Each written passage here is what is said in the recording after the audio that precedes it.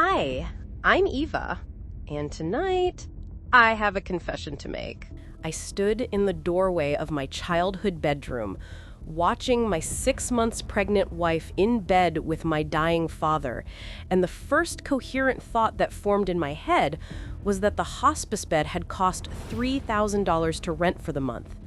My father had been lying in that bed for 4 months, pancreatic cancer eating through his body one cell at a time, and I had paid for every piece of equipment in that room because I wanted him to be comfortable in his final weeks. The hospital bed, the oxygen concentrator humming in the corner, the IV stand with his morphine drip, all of it arranged in the bedroom where my mother had read me bedtime stories 30 years earlier. Jennifer had not heard me come in. She had her back to the door, her pregnant belly pressing against my father's wasted frame, and I could see the cardiac monitor beside the bed still beeping out his elevated heart rate. My father's eyes were closed, his bald head thrown back against the pillow, his hands gripping her waist with whatever strength the cancer had left him. The oxygen cannula had fallen out of his nose and dangled against his hollow cheek. I had left the construction site at 1:15 that afternoon because the concrete delivery had been delayed by 3 hours, and there was no point in the crew standing around waiting. I had texted Jennifer at 1:20 to ask if she needed anything from the store on my way to Dad's house. She had responded at 1:22, "All good here, your dad is sleeping. Take your time." It was 1:47 now. My father was definitely not sleeping. The smoke detector on the ceiling had a tiny red light blinking that neither of them had noticed, the nanny cam I had installed 3 days earlier because I thought my wife was stealing Dad's pain medication. I had noticed the morphine levels dropping faster than his prescribed dosage could account for, had seen Jennifer acting jumpy and evasive whenever I asked about his care routine. I had convinced myself she had developed an addiction, that the stress of caring for a dying man while pregnant had pushed her toward his medication cabinet. I had installed the camera to catch her in the act so I could get her help. Instead, I was watching her betray me with the man who had taught me how to throw a baseball, how to change a tire, how to treat women with respect. The wooden floor creaked under my work boots. Jennifer's head snapped toward the door, and I watched her face cycle through confusion, recognition, and absolute terror in the span of 2 seconds. She scrambled off the bed, pulling the hospital gown she wore closed over her pregnant body, and I realized with a sick lurch that she was wearing one of Dad's gowns, the ones hospice had provided for his care. My father's eyes opened slowly. He looked at me standing in the doorway, and he did not say anything, did not apologize, did not try to explain, just stared at me with those sunken eyes that had looked at me with pride at my high school graduation, at my wedding, at every important moment of my life.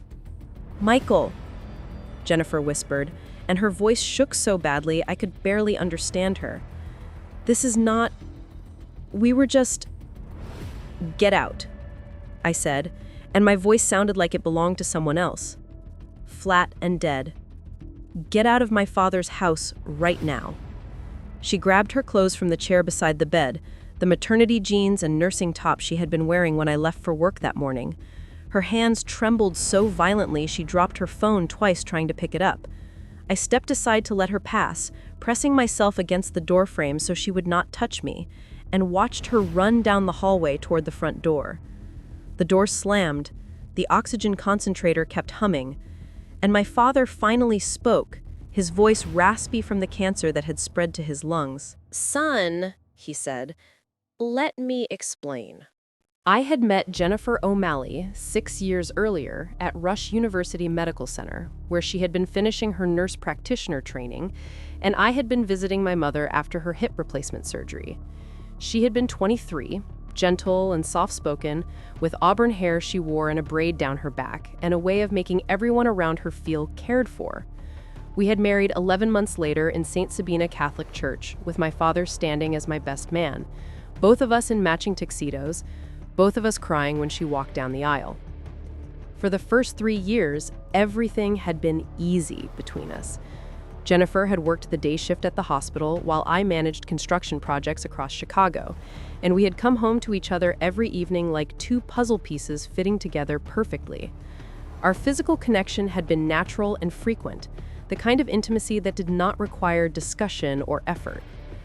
Then, in April of 2013, I had watched a 24-year-old laborer named Carlos Martinez fall 6 stories from scaffolding on a site I was managing in the Loop. I had been standing 15 feet away when the safety harness failed, had heard the sound his body made hitting the concrete, had held his hand while we waited for the ambulance, even though I could tell from his eyes that he was already gone.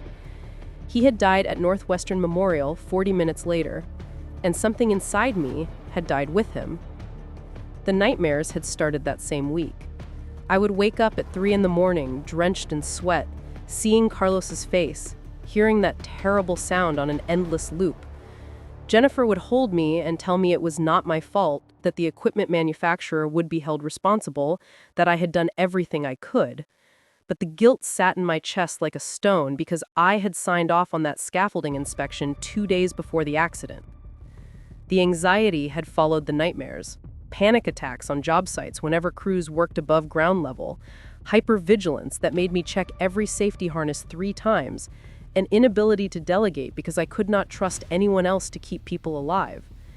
And then, about 6 weeks after the accident, the erectile dysfunction had appeared like the final proof that I was fundamentally broken. The first time it happened, Jennifer and I had been in bed on a Saturday morning, trying to reconnect after weeks of me being emotionally distant. My body had simply refused to cooperate, and I had seen the confusion and concern flood her face.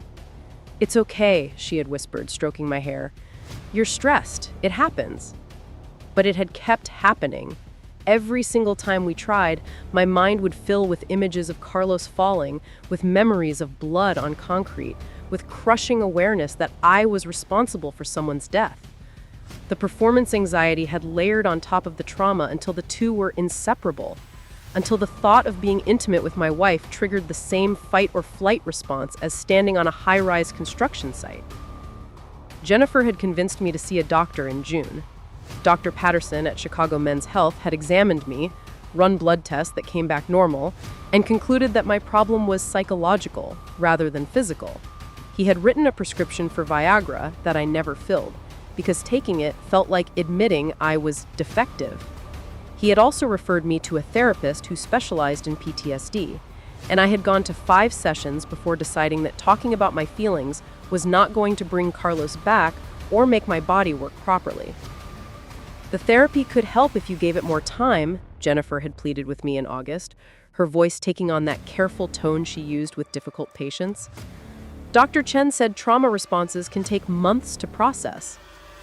"I don't need to process anything," I had snapped at her, already pulling away. "I need to get back to work and stop obsessing over something I can't change." So I had buried myself in 70-hour work weeks, in becoming the most thorough project manager in the company, in doing everything possible to ensure no one else would die on my watch. And Jennifer had stopped bringing up therapy, stopped trying to initiate intimacy, stopped looking at me with anything except quiet resignation. By the end of 2013, we were living like roommates who occasionally ate dinner together.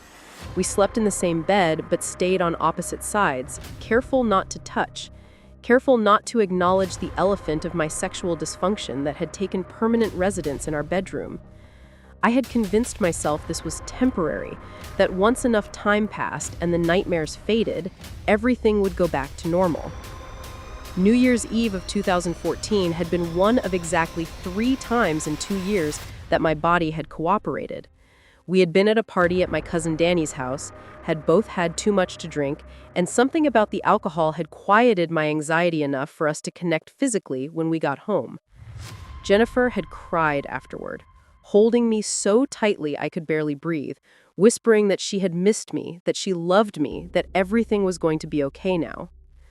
5 weeks later, she had taken a pregnancy test that came back positive. I had been terrified and overjoyed in equal measure, convinced that a baby would force me to heal, would give me a reason to overcome the trauma that had paralyzed me for nearly 2 years. But the pregnancy had only made things worse, because now the pressure to be intimate with her came with the added weight of proving I could be a good father, a real man, someone worthy of the family we were creating. If you think you understand betrayal, you should subscribe to this channel right now, because what happened next makes every other cheating story look like a minor misunderstanding. My father had been diagnosed with stage 4 pancreatic cancer in March of 2015, 3 weeks after Jennifer's pregnancy test. The doctor at University of Chicago Medical Center had given him 6 to 9 months, maybe a year if he responded well to chemotherapy. Dad had done 2 rounds of chemo before deciding the sickness and exhaustion were not worth the extra time, that he would rather die comfortable than live miserable. "I want to be at home," he had told me in May, sitting in the oncology waiting room with an IV port in his chest. "In my own house, in my own bed, not hooked up to machines in some hospital." So I had arranged for hospice care at the Southside bungalow where I had grown up, where my mother had died of a stroke 7 years earlier. We had converted my old bedroom into a medical suite, had hired a night nurse to handle the overnight care, and Jennifer had immediately volunteered to be his daytime caregiver. "I'm a nurse practitioner, Michael," she had said when I hesitated about putting that burden on her while pregnant. "This is literally what I do for a living, and your dad needs family with him, not just hired help." I had been grateful, had thought this was my wife showing her love for my father and support for me during an impossible time. I had kissed her and told her she was amazing and promised I would take on all the household responsibilities so she could focus on Dad's care. Every morning, I left for construction sites across Chicago while Jennifer drove to Dad's house, and every evening I came home to updates about his condition, his pain levels, his appetite, his mood. "Your father talked about your mother today," Jennifer had told me one evening in June, stirring pasta sauce at our stove. "He misses her so much. He said dying feels like he's finally going to see her again."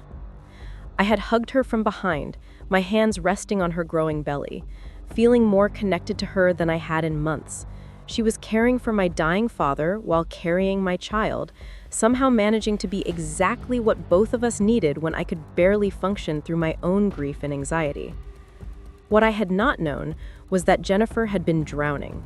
Years later, during the divorce deposition, her lawyer had painted a picture of a young woman trapped in a sexless marriage, rejected repeatedly by a husband who would not address his mental health issues, isolated by a pregnancy that made her feel unattractive and invisible. He had described how she had spent her days caring for a dying man, watching him waste away, processing her own mortality fears while her husband worked 70-hour weeks to avoid dealing with his trauma. Mrs. O'Malley was vulnerable, her attorney had argued. She was in her 2nd trimester, hormonal, dealing with a husband who had not touched her intimately in over a year. Patrick O'Malley was dying and desperate for one final connection. 2 people in crisis sought comfort in each other. The sanitized version had made me want to flip the deposition table. 2 people in crisis had not sought anything. My wife had fucked my dying father in the bedroom where he used to read me Dr. Seuss books, and she had done it repeatedly for 3 months while her pregnant belly grew with what she claimed was my child. The affair had started, according to Jennifer's tearful confession after I found the camera footage, on June 14th. She had been giving Dad a bed bath, something she did twice a day as part of his care routine, and he had broken down crying about dying without ever feeling desired again, without experiencing physical intimacy one last time.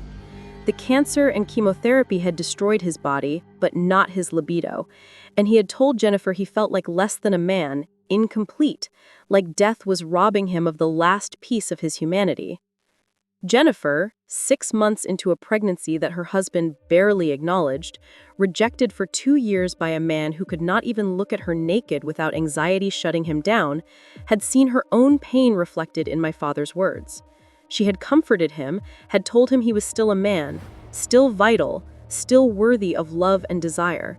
And somehow that comfort had turned physical, had become the first time in over a year that someone had touched her like she was desirable rather than like she was a problem to be managed. "I know it was wrong," Jennifer had sobbed when I confronted her with the footage, "but Michael, you have to understand, I was so lonely. You hadn't touched me in 18 months. I was pregnant and terrified, and your father was dying, and he made me feel seen again, wanted again, like I mattered as a woman and not just as a nurse or a wife or a mother." The justification had been almost as devastating as the betrayal itself. She had used my trauma, my dysfunction, my inability to overcome what had happened to Carlos as permission to destroy everything we had built. And my father, the man who had taught me about loyalty and family and doing the right thing even when it was hard, had used his impending death as an excuse to take what did not belong to him. The first clue had appeared in late June, though I had been too stupid to see it for what it was. Jennifer had started wearing makeup to Dad's house, curling her hair even though she was just going to be doing medical care all day. She had bought new maternity clothes, softer and more feminine than the practical scrub she usually wore for nursing.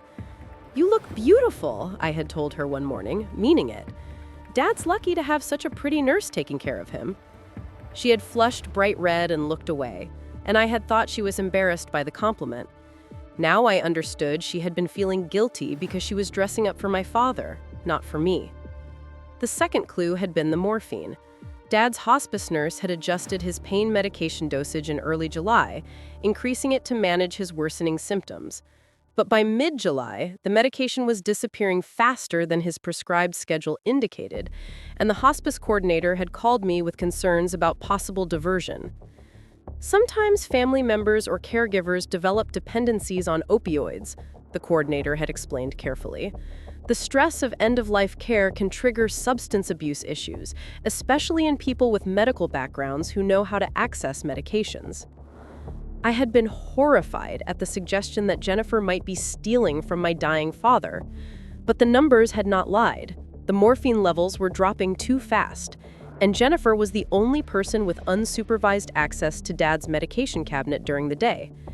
I had started checking the medication logs more carefully, had compared the documented doses to the actual remaining volumes, and had confirmed that someone was definitely taking extra morphine.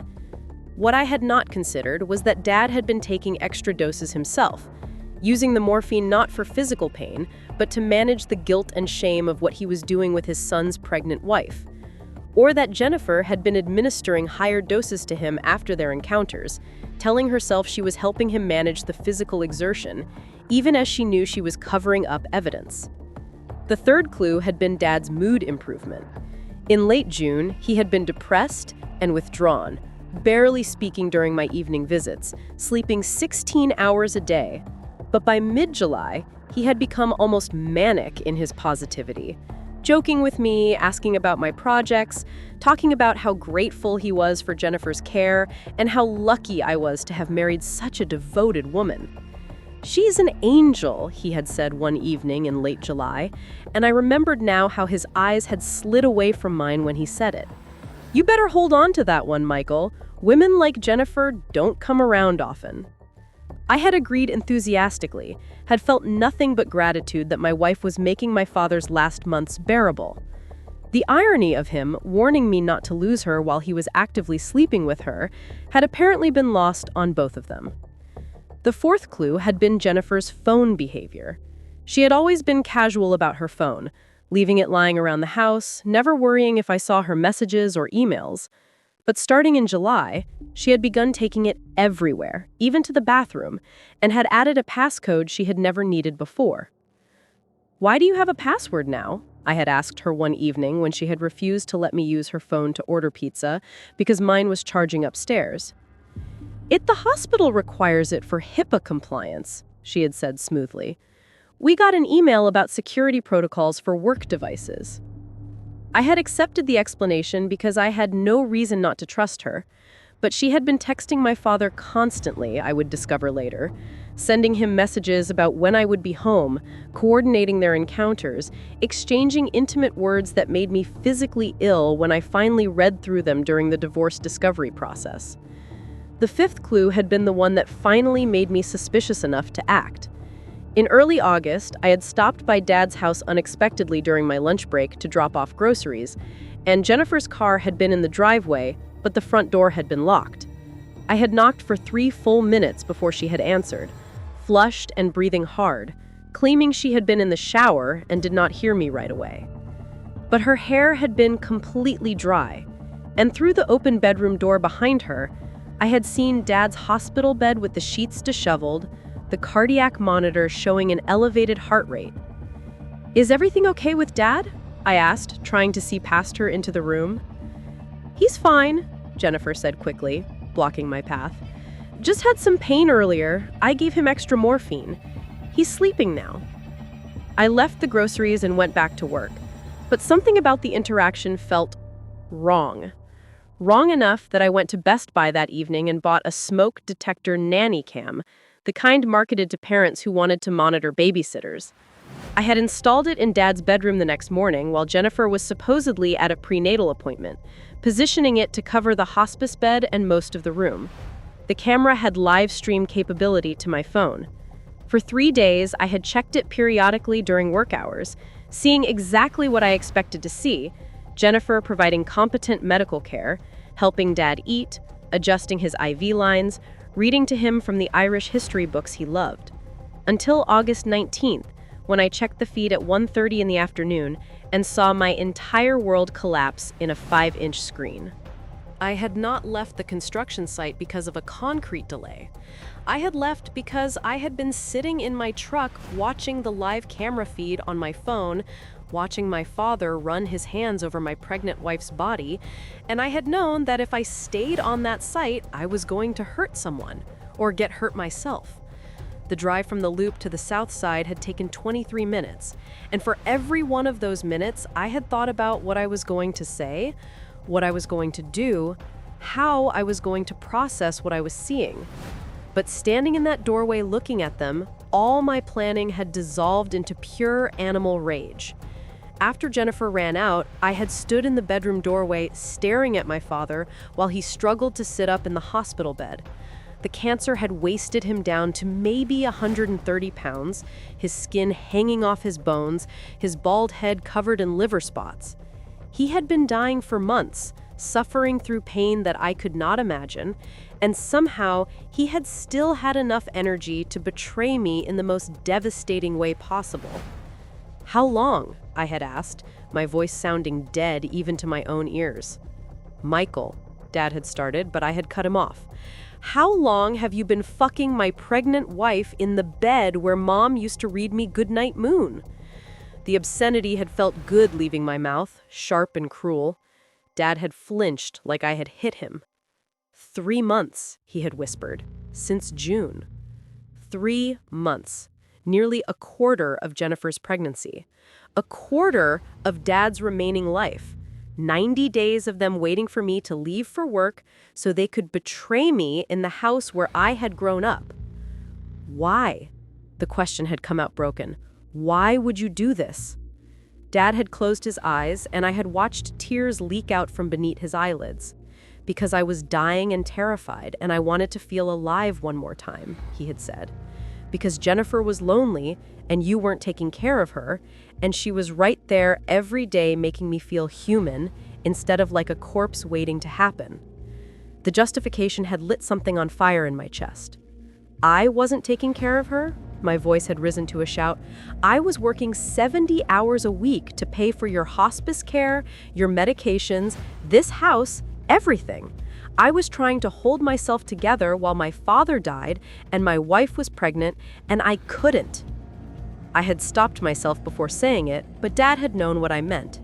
"She told me about your problem," Dad had said quietly, "about your erectile dysfunction, about how you haven't been intimate with her in 2 years.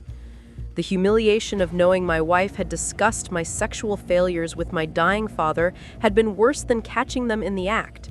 She had no right," I had choked out. "She needed someone to talk to," Dad had said, and the defensiveness in his voice had made me want to rip the IV out of his arm. "She was hurting, Michael. She felt rejected, ugly, and invisible. You shut her out completely. So you decided to fuck her?" I had been screaming now, past caring if the neighbors heard. "That was your solution? Take advantage of your son's pregnant wife while he paid for you to die comfortably?" Hit the like button right now if you think what happened next is the most justified revenge you've ever heard, because I made sure everyone in my family knew exactly what kind of man my father really was. Dad had started crying in earnest then, the oxygen cannula swinging as he shook his head. "I'm sorry," he had sobbed. "Michael, I'm so sorry. I was weak and selfish and I knew it was wrong, but I couldn't stop myself. I'm dying and I was terrified, and she made me feel like I wasn't already gone." "You are gone," I had said, and my voice had gone quiet again, cold. "You died the day you touched her. The man who was my father wouldn't have done this." I had pulled out my phone and started making calls. First to my Aunt Maureen, Dad's older sister, then to my cousin Danny, then to Father Murphy from St. Sabina, then to every single member of our extended Irish Catholic family who thought Patrick O'Malley was a saint for how gracefully he was handling his terminal diagnosis. "Come to Dad's house right now," I had said to each of them. "Emergency family meeting. He has something he needs to tell everyone before he dies." Dad had begged me not to do it, had promised he would tell Jennifer to never come back, had offered to sign over his house and life insurance to me, but I had been done listening to him. Within 90 minutes, 18 members of the O'Malley family had been crowded into that bedroom, standing around the hospice bed while I played the nanny cam footage on my laptop. I had watched my aunts cover their mouths in horror. I had watched my Uncle Son, Dad's baby brother, turn bright red with rage. I had watched my cousin Bridget, who was 8 months pregnant herself, start crying and have to leave the room. And I had watched my father sink into that hospital bed like he wanted the mattress to swallow him whole. This is what Patrick O'Malley did while his son paid for his comfort. While I worked myself to death trying to give him dignity in his final months, he was sleeping with my pregnant wife in the bedroom where my mother raised me. Aunt Maureen, who had been the family matriarch since Mom died, walked over to Dad's bedside and slapped him across the face. "You disgrace your wife's memory," she hissed. "You disgrace this family. May God have mercy on your soul, because I never will." One by one, every person in that room had told Dad exactly what they thought of him. Then they had left, and I had been alone with my father for the last time. "I hope it was worth it," I had said from the doorway. "I hope those 3 months with Jennifer were worth losing your son." Dad had died 2 weeks later with only the night nurse present. None of the family came to say goodbye. I did not attend his funeral. Jennifer had tried calling me 63 times in the first 6 hours after I found them. I had blocked her number after the 8th voicemail, all of them variations of the same desperate plea for a chance to explain. She had shown up at our apartment at 7 that evening, and I had opened the door just far enough to hand her a suitcase I had packed with her clothes. "Michael, please," she had begged, her hand on her pregnant belly like she could use our baby as leverage. "Let me come inside. Let me talk to you." "You can talk to my attorney," I had said, starting to close the door. "I'm pregnant with your child," she had screamed, and I had frozen. "Are you?" I had asked quietly. "Because you've been fucking my father for 3 months. How do I know whose baby that is?" The color had drained from her face. "We used protection," she had whispered. "Always, every time. Michael, I swear that baby is yours. I'm getting a paternity test the day it's born. Until then, stay away from me." I had closed the door in her face and listened to her sob on the other side for 20 minutes before she finally left. The divorce papers had been filed 3 days later. Jennifer's attorney had tried to paint me as an absent, negligent husband who had driven his wife into another man's arms through emotional abandonment. They had submitted evidence of my work hours, my refusal to continue therapy, my years-long inability to maintain a physical relationship. Mr. O'Malley's erectile dysfunction created an untenable situation for a young woman in her sexual prime, her lawyer had argued during mediation. Mrs. O'Malley spent 2 years begging her husband to address his medical and psychological issues. When he refused, when he left her sexually and emotionally starved while pregnant with his child, she sought comfort in the only place it was offered.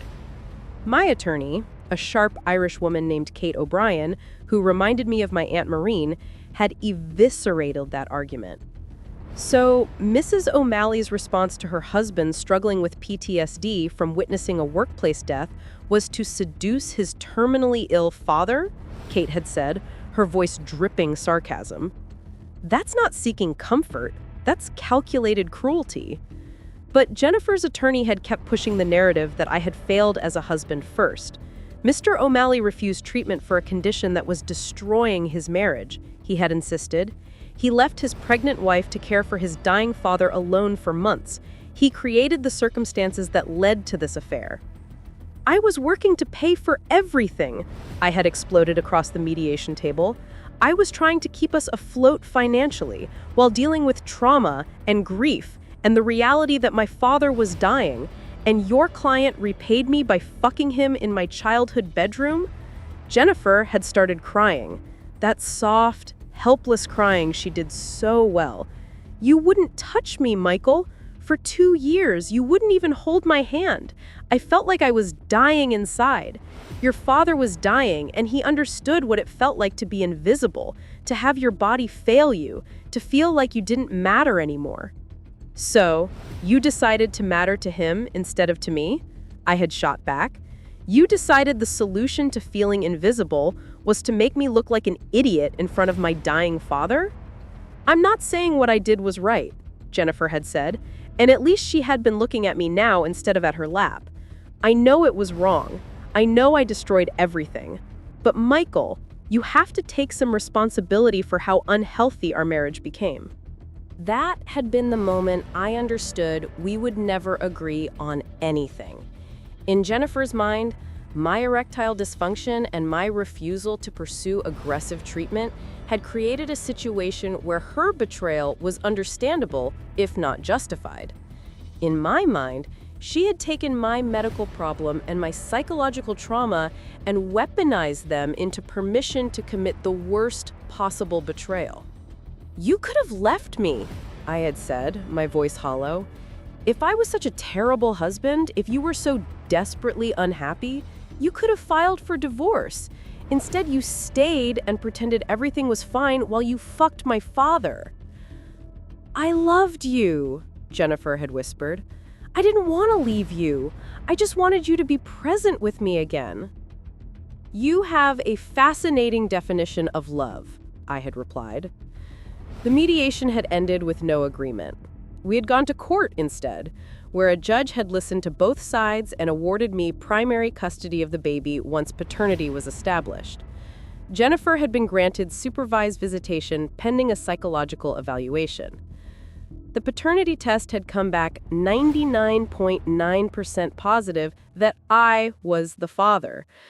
I had held my son, Ryan Patrick O'Malley, in the hospital and cried for an hour straight, grateful and devastated in equal measure that at least one thing in my shattered life was actually mine. The most damning piece of evidence had not been the nanny cam footage, though that had been devastating enough. It had been the hospice call button. During the divorce discovery process, my attorney had subpoenaed Dad's hospice records, including the digital log from his call button system. The button was supposed to be used when Dad needed medical assistance, alerting Jennifer's phone that he required help. The hospice company had provided data showing every time the button had been pressed, complete with timestamps. Between June 14th and August 19th, Dad had pressed that call button 217 times, but he had never pressed it during medical emergencies or when his pain was unmanageable. He had pressed it every single morning within 10 minutes of my truck leaving the driveway, based on the door sensor data from the home security system I had installed to protect him. The call button had not been a medical alert. It had been a signal that the coast was clear, that I was gone, that they were safe to continue their affair. The hospice coordinator had been horrified when Kate had presented the evidence in court. That device is meant to save lives, she had testified. Using it to coordinate an affair while receiving end-of-life care is unconscionable. If you were in my position, what would you have done? Leave a comment below because I still wonder if my revenge was justified or if I went too far exposing him before he died. The irony had been almost poetic. Dad had died unable to maintain an erection naturally for the last 15 years of his life, according to his medical records. He had been taking Viagra since 2000, keeping it secret from everyone, including me. His terminal diagnosis had included notes about erectile dysfunction as a side effect of both his cancer and his pain medications. But somehow he had mustered enough function to betray me repeatedly with my wife. The same medical problem that I had been dealing with, that had destroyed my marriage, he had been managing secretly for years. And instead of having empathy for what I was going through, instead of offering support or understanding as someone who knew exactly how devastating erectile dysfunction could be, he had used my vulnerability to seduce the one person I should have been able to trust completely. The call button log had proven what I had suspected. This had not been a moment of weakness or a brief lapse in judgment. It had been calculated, coordinated, and sustained over months. And the medical device meant to keep my father alive had instead facilitated the death of my marriage. The first year after the divorce had been the darkest period of my life. I had been a single father to an infant, grieving the loss of both my marriage and my father, still struggling with PTSD and erectile dysfunction that had only worsened under the stress. I had gone through 3 more therapists before finding Dr. Martinez, who specialized in trauma-related sexual dysfunction. Your body-associated intimacy with catastrophic loss, Dr. Martinez had explained in our first session. First, the construction accident, then the betrayal. Your nervous system learned that vulnerability leads to devastation. The therapy had helped, slowly. But what had helped more had been something I had found almost by accident in a late-night internet search when Ryan was 6 months old and I had been desperate for any solution. I had been researching natural remedies for erectile dysfunction, scrolling through pages of supplements and exercises and testimonials, when I had found Dr. Jerry Burroughs' information about a masculinity coffee made from 3 common household ingredients. The approach had been completely different from anything I had tried before. Not medication, not therapy, just a natural daily routine that addressed both the physical and psychological aspects of the problem. Within 3 months of following Dr. Burroughs' protocol, I had noticed changes. Within 6 months, I had been functioning better than I had since before Carlos's accident. And within a year, I had been confident enough to start dating again. I met Sarah at Ryan's daycare. She had been a teacher there, patient and kind, with no connection to my past catastrophe. We had been together for 3 years now, and our physical relationship had been easy and natural in a way I had never experienced with Jennifer. If you're wondering what those 3 household ingredients are that changed everything for me, check the pinned comment right below this video. There's a link to Dr. Jerry Burroughs' complete information about the masculinity coffee. But don't wait too long. This kind of natural health information gets restricted and taken down constantly. Ryan was 4 now, smart and funny, and completely unaware that his grandfather and mother had destroyed one family before he was even born. Jennifer had limited visitation rights, supervised by her sister, and we maintained a cordial but distant relationship focused entirely on our son. The hospital bed where my father died had become the grave of my marriage, but it had also been the catalyst for my redemption. His betrayal had forced me to confront everything I had been avoiding: the trauma, the dysfunction, the reality that I needed help. And the 3 household ingredients Dr. Burroughs introduced me to had restored what I thought I had lost forever to both psychological trauma and devastating betrayal.